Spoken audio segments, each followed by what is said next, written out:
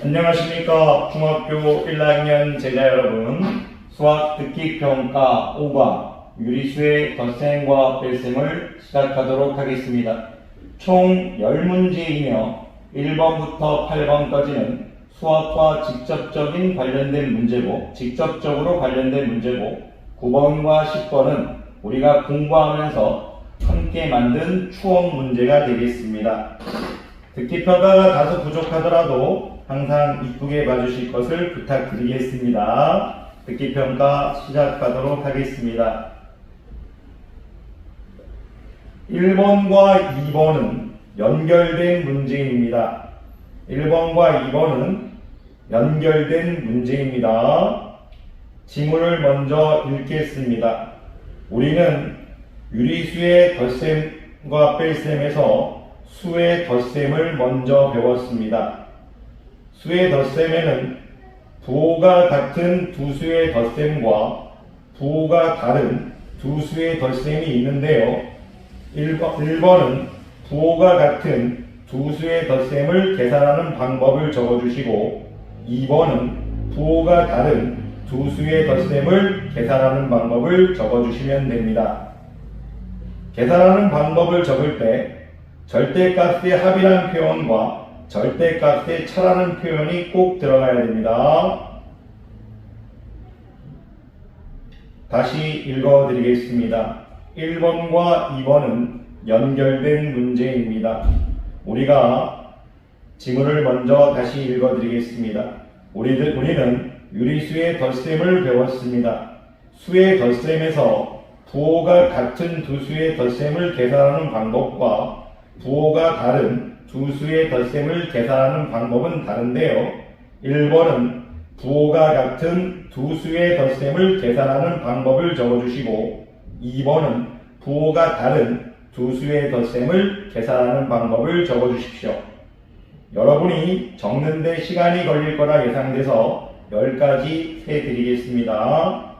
하나, 둘, 셋, 넷, 다섯, 여섯, 일곱, 여덟, 아홉, 열. 여러분들이 계산하는 것에만 치중해서 계산하는 방법을 국어로 얘기하지 못하는 오류를 범할까봐 제가 1번과 2번은 이제 출제했습니다. 1번과 2번을 출제하는 방법, 이유는 계산하는 그것에만 치우친 나머지 여러분들이 계산은 이런 방식으로 한다, 국어로 얘기하지 못하면 발전하지 못할 거라 생각되어 출제했습니다. 다시 한번 읽어드리겠습니다. 1번, 부호가 같은 두 수의 덧셈은 어떻게 계산합니까? 부호가 같은 두 수의 덧셈은 어떻게 계산합니까? 2번, 부호가 다른 두 수의 덧셈은 어떻게 계산합니까? 부호가 다른 두 수의 덧셈은 어떻게 계산합니까?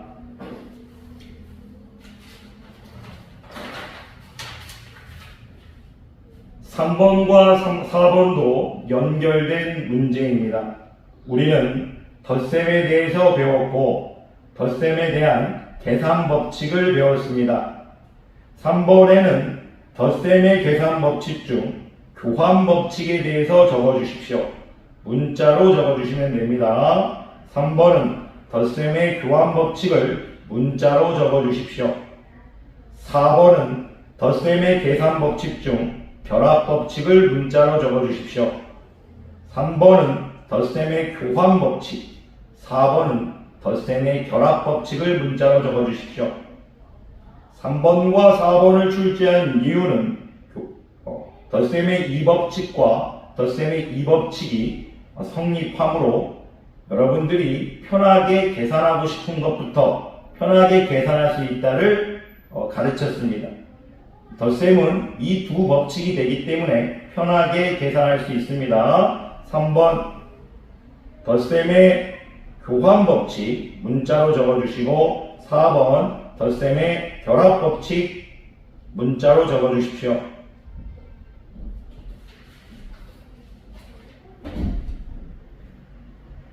5번. 우리는 수의 5번과 6번도 연결된 문제입니다. 지문을 듣고 잘 적어주시길 부탁드리겠습니다. 5번. 우리가 수의 덧셈을 뱉고 수의 뺄셈을 나중에 배웠습니다. 그 이유는 유리수의 뺄셈에서 빼는 수의 부호를 바꾸어 덧셈으로 고쳐서 계산하기 위함인데요. 우리는 즉 수의 뺄셈도 전부 수의 덧셈으로 바꾸어 계산하겠다 이겁니다. 그러면 유리수의 뺄셈에서 빼는 수의 부호를 바꾸어 덧셈으로 고쳐서 계산하는 방법이 두 가지가 있는데요. 5번과 6번을 제가 천천히 읽어드리면 여러분들이 어떻게 바뀌는지를 형태를 적어주시면 됩니다. 5번 마이너스 괄호 열고 플러스 네모 괄호 닫고는 어떻게 바뀝니까? 5번 마이너스 괄호 열고 플러스 네모 괄호 닫고 어떻게 바뀝니까?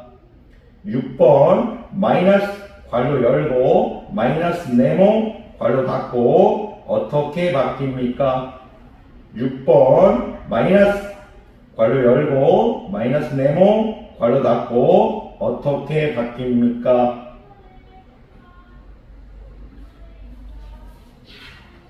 7번. 우리는 유리수의 덧셈과 뺄셈을 뱉고 혼합 계산을 배웠습니다. 혼합 계산은 이 방법으로 우리가 계산할 건데요. 뺄셈을 모두 이 녀석으로 고친 후 양수는 양수끼리, 음수는 음수끼리 모아서 계산합니다. 7번. 우리는 덧셈과 뺄셈이 혼합 계산해서 뺄셈을 모두 이것으로 고친 후 양수는 양수끼리, 음수는 음수끼리 모아서 계산합니다.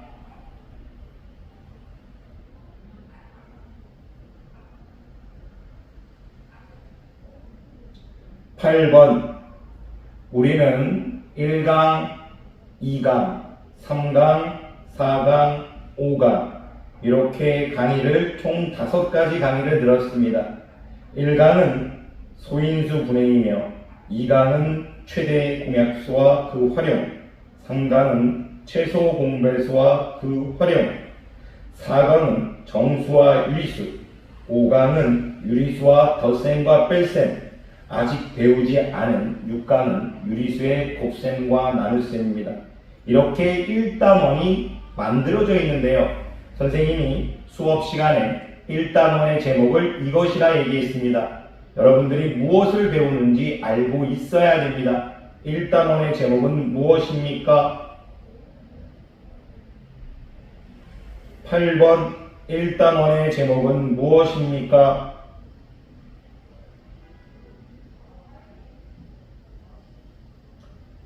9번 우리는 원주율에 대해서 공부했습니다. 원주율을 외울 필요는 없습니다. 하지만 그래도 우리가 추억을 만들어 가기 위해서 시간이 될 때마다 조금씩 외웠고 암기하는 방법도 말씀드렸습니다. 여러분들은 원주율을 소수점 아래 14자리까지 적어주시면 됩니다. 14자리 뒤에는 점점점을 3개 찍으면 됩니다. 9번 우리는 원주율을 배웠고 원주율 소수점 아래 14자리까지 암기하였습니다. 암기하는 방법을 선생님이 가르쳤고요. 암기를 쉽게 할 수 있는 방법을 가르쳤죠. 여러분들 14자리를 적어주시면 됩니다. 그리고 14자리가 끝나면 뒤에 점 3개를 찍어주십시오. 왜냐하면 무리수기 때문입니다. 힌트를 드리면 선생님이 3.14, 14는 초등학교 때 외웠고요. 앞에 4자리를 일본산 오징어 구이라고 얘기 드렸고, 일본산 오징어 구이, 그리고 일본산 오징어 구이를 첫 번째는 이것만큼 사고 두 번째는 이것만큼 샀다고 말씀드렸죠. 그리고 그거를 뭐하고 이런 식으로 해서 암기법을 다 만들어 드렸습니다. 14자리까지 한번 적어 보시면 되겠습니다.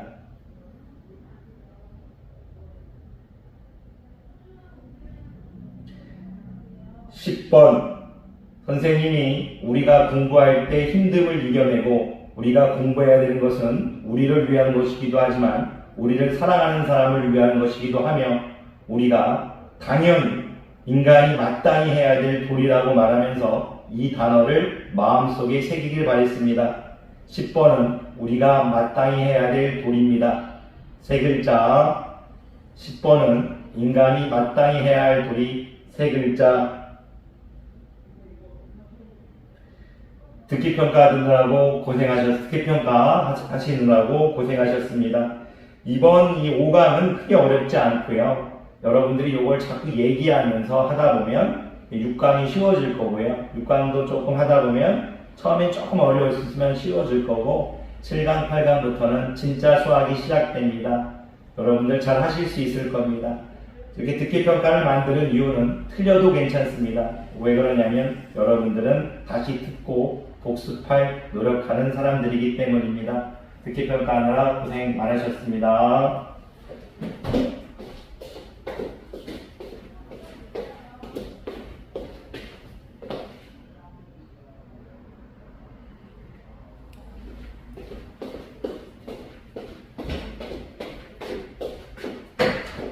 죄송합니다. 답을 불러드리지 않았습니다. 답을 불러드렸어야 되는데 답을 불러드리지 않았네요. 죄송합니다.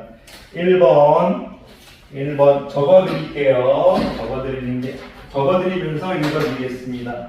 1번 두 수의 절대값의 합에 공통인 부호를 붙인다. 두 수의 절대값의 합에 공통인 부호를 붙인다. 공통인 부호를 붙인다. 2번 두 수의 절대값의 차이. 여기까지는 똑같습니다. 2번 두 수의 절대값의 차이에 절대값이 큰 수의 부호를 붙인다. 절대값이 큰 수의 부호를 붙인다. 3번 A 플러스 B는 B 플러스 A. 4번 A 플러스 B 플러스 C, A 플러스 B 플러스 C. 앞에 거 먼저 계산하나 뒤에 거 먼저 계산하나 똑같다. 5번 마이너스 플러스 네모는 플러스 마이너스 네모고 마이너스 네모는 플러스 네모다. 5번 6번 되겠습니다. 7번 덧셈입니다. 7번 덧셈 8번 수화연산 9번 3.14 일본산 오징어 구이. 그리고 선생님이 100마리를 살 건데 첫 번째는 65마리를 먼저 사. 그 다음에 35마리를 샀다고 했죠. 100마리를 외우기 쉽죠. 그리고 선생님이 이거 외우는 방법을 말씀드렸죠. 두 개 합쳐서 100마리인데 왜 65마리, 35마리 해줬냐면 6이 3의 2배라는 어떤 연상을 하기 위해서. 그리고 첫 번째 65마리는 팔고 그리고 35마리는 친구에게 줬고 해서 이렇게 적어주면 됩니다. 3.14, 1592, 6535, 8979. 자, 10번은 강의성입니다. 강의성. 항상 노력해주셔서 감사하고요. 듣기평가 하느라 고생 많으셨습니다.